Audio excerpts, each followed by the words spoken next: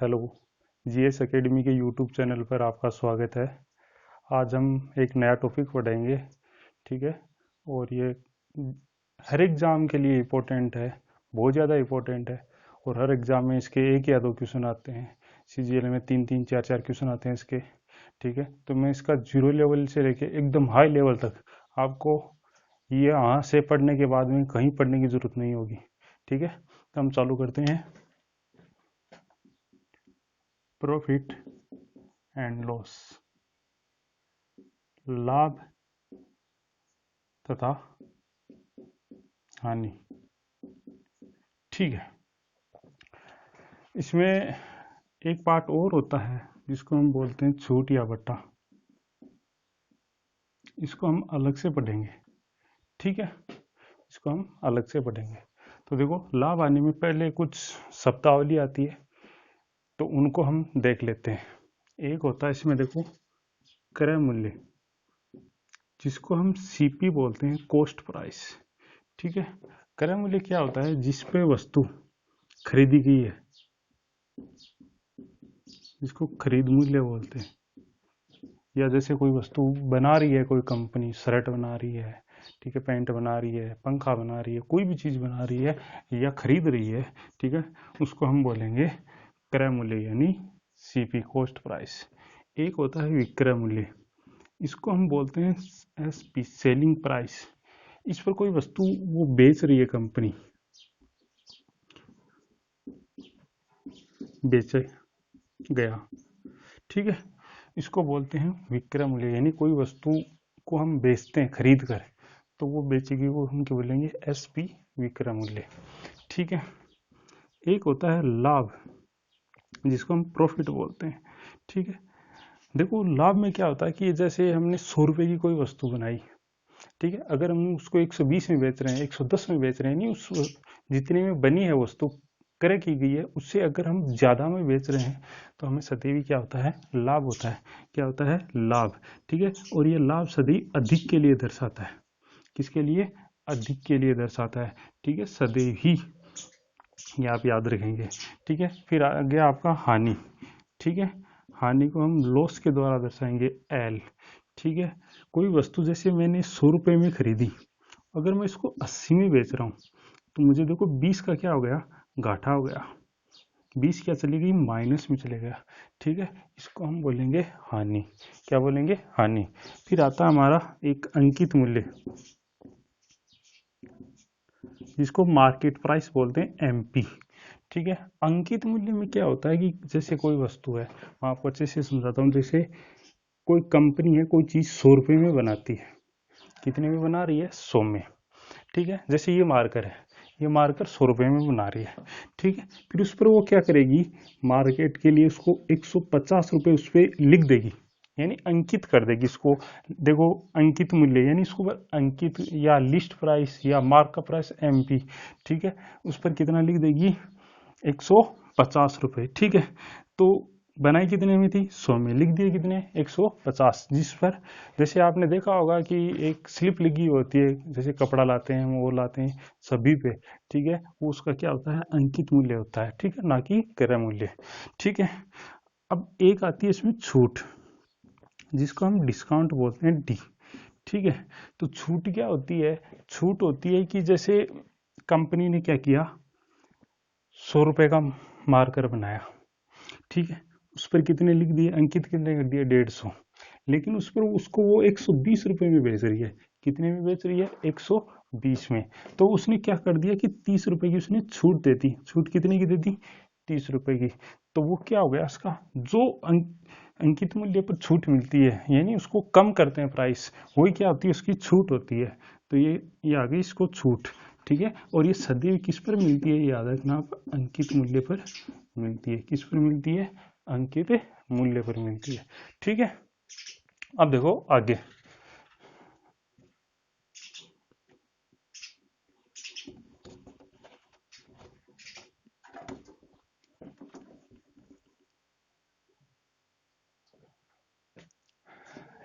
अब देखिए, मैं आपको पहले लाभ बताता हूँ। ठीक है। लाभ कब होता है? जब कोई वस्तु कम में खरीद के ज्यादा में बेचें तो क्या होता है, लाभ होता है। ठीक है, और लाभ एक प्रकार का अंतर ही होता है। क्या होता है, अंतर। ठीक है, तो अगर हम अंतर निकालें तो देखो लाभ में क्या होता है कि कम में खरीद के ज्यादा में बेचते हैं, तो अंतर में क्या करते हैं, ज्यादा में से कम घटाते हैं, तो ज्यादा क्या हो गया, विक्रय मूल्य हो गया। तो विक्रय मूल्य से अगर हम क्रय मूल्य घटा दें तो सदैव ही हमें क्या मिलता है, लाभ मिलता है। क्या मिलता है, लाभ। ठीक है, अब इसी से हम अगर क्रय मूल्य निकालें तो क्रय मूल्य देखो कैसे निकालेंगे, माइनस में इधर आके प्लस में हो जाएगा, तो क्रय मूल्य बराबर ये प्लस में इधर आके माइनस में, तो क्या आएगा, विक्रय मूल्य माइनस लाभ। ठीक है, क्या आ गया, विक्रय मूल्य माइनस लाभ। ठीक है, और अगर इसी से विक्रय मूल्य निकालें तो ये माइनस में इधर आके प्लस में। ठीक है, तो विक्रय मूल्य बराबर क्या हो गया आपका, क्रय मूल्य प्लस लाभ। ठीक है, ये हो गया देखो एक लाभ से। ठीक है, अगर इस सूत्र से ये इतने फॉर्मूले बन गए। ठीक है, हम देखो बिना फॉर्मूले के ही करेंगे, लेकिन एक बार समझ लो आप। ठीक है, फिर आपका आता है लाभ परसेंट। ठीक है, देखो लाभ का परसेंट, जिसका अगर कोई का भी आपको परसेंट निकालना वो सदैव ऊपर आता है, तो आपको लाभ का निकालना तो लाभ ऊपर आएगा पी। ठीक है, प्रॉफिट। ठीक है, और परसेंट निकालते हैं तो हम किससे गुणा करते हैं, 100 से गुणा, तो गुणा 100। अब आ गया नीचे क्या आता है, देखो लाभ और हानि। ठीक है, वो बेस प्राइस पर होती है, यानी फिक्स आपको पता होता है। जैसे आपने ये डस्टर है, ये 40 रुपए का बनाया, आपको पता है। ठीक है, और उस पर आपने 120 रुपए लिख रखे हैं। ठीक है, अब अगर मैं इसे लेने आऊंगा तो आप, ऐसा तो है नहीं कि उसको 30 रुपए में बेच देंगे 40 का। ठीक है, अब 120 रुपए लिख रखे हैं तो आपने 50 का भी बेच दोगे तो भी आपको पता चलेगा प्रॉफिट हो रहा है। ठीक है, लेकिन आपको इसका क्रय मूल्य पता नहीं है। जैसे आपके पापा जी ने ये खरीदा दुकान में और आप इसको बेच रहे हो, तो कितने में बेचोगे पता ही नहीं है, लाभ होगा या हानि होगी। ठीक है, लेकिन अगर आपको क्रय मूल्य पता होता है तो उसमें पता होता है कि आपको लाभ हो रही है या हानि हो रही है। तो सदैव ही लाभ और हानि परसेंट सदैव किस पे आते हैं, क्रय मूल्य पे आते हैं। किस पे आते हैं, क्रय मूल्य पे। ठीक है, तो ये हो गया लाभ परसेंट। ठीक है, अब देखो चलते हैं हम हानि पे।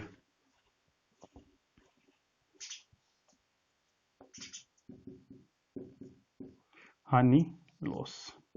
ठीक है, हानि कब होती है, जब हम कोई वस्तु ज्यादा में खरीद के कम में बेचें। ठीक है, ज्यादा में खरीद लिया और हमने कम में बेच दिया, तो सदैव ही क्या होगा, घाटा होगा, हानि होगी। ठीक है, तो इसमें हानि, देखो हानि का मतलब भी क्या होता है, अंतर होता है। तो अंतर में क्या करते हैं, ज्यादा में से कम घटाते हैं। तो ज्यादा अब की बार क्या है, क्रय मूल्य है, इसमें से हम किसको घटा दिया, विक्रय मूल्य को घटा दिया। तो हानि बराबर क्या हो गया, क्रय मूल्य माइनस विक्रय मूल्य, क्रय मूल्य माइनस विक्रय मूल्य। समझ में आया। अब हम चलते हैं आगे। अगर इसमें आपको पूछ लिया विक्रय मूल्य बताओ, तो विक्रय मूल्य कैसे निकालेंगे, देखो ये माइनस में इधर आके प्लस में हो जाएगा। ठीक है, सॉरी, आपको विक्रय मूल्य निकालना, हाँ सही है, ये माइनस में इधर आके प्लस में, ये प्लस में इधर आके माइनस में, तो क्रय मूल्य माइनस हानि। ठीक है, अगर आपको इसमें क्रय मूल्य निकालना है तो कैसे निकालोगे, ये माइनस में इधर आके प्लस में, तो क्या आ जाएगा, विक्रय मूल्य प्लस हानि। क्या आ गया, विक्रय मूल्य प्लस हानि। ठीक है, ये क्रय मूल्य हो गया। अब आपको अगर हानि का परसेंट निकालना है तो वही बात, जिसको निकालना वो ऊपर यानी हानि है। ठीक है, और हानि सदैव किस पे होती है, क्रय मूल्य पे। परसेंट निकालोगे गुना 100, तो ये आ गया आपका हानि का परसेंट। क्या आ गया, हानि परसेंट। समझ में आया। ठीक है,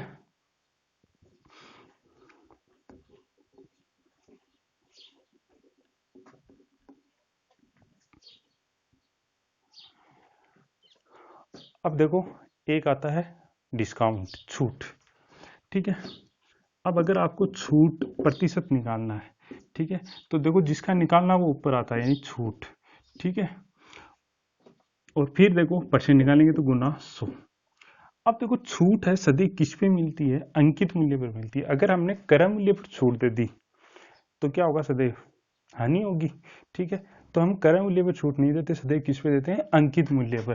तो यहाँ सदैव क्या आएगा, नीचे अंकित मूल्य आएगा। क्या आएगा, अंकित मूल्य। ठीक है, समझ में आ रहा है आपके, कोई दिक्कत है क्या। अब देखो एक चीज और देखो आप। ठीक है, हम विक्रय मूल्य निकालते हैं, हानि की केस में कैसे निकालेंगे और लाभ के केस में कैसे निकालेंगे। ठीक है, जैसे आपको हानि का प्रतिशत देखना है तो देखो हानि का मतलब क्या होता है, सदैव कम में बेचते हैं, कम यानी माइनस। ठीक है, तो कैसे निकालेंगे, देखो हानि के केस में विक्रय मूल्य आपको निकालना है तो आप क्या करेंगे, क्रय मूल्य गुणा 100 माइनस हानि बटा 100, यानी जितना भी हानि है उसको क्या कर देंगे, कम कर देंगे। जितने को हम कम करेंगे वही क्या होगा, हानि प्रतिशत होगा। जैसे आपको दिया हुआ है 100 रुपए की शर्ट है, क्रय मूल्य 100 है, उसको 20 रुपए की हानि, 20% हानि पर बेच रहा है, तो 20% यानी 100 में से 20 कम, यानी कितना आ गया 80/100, यानी इसको कितने में बेच रहे हैं हम, 80 में बेच रहे हैं। समझ में आ गया, ये इसका विक्रय मूल्य हो गया। ठीक है, अगर आपको लाभ की कंडीशन में देखना है, लाभ की कंडीशन में देखना है, ठीक है, तो लाभ का मतलब सदैव क्या होता है, अधिक में बेचें। तो यहाँ क्या आ जाएगा, देखो विक्रय मूल्य बराबर क्या आ जाएगा, 100 प्लस लाभ बटा 100।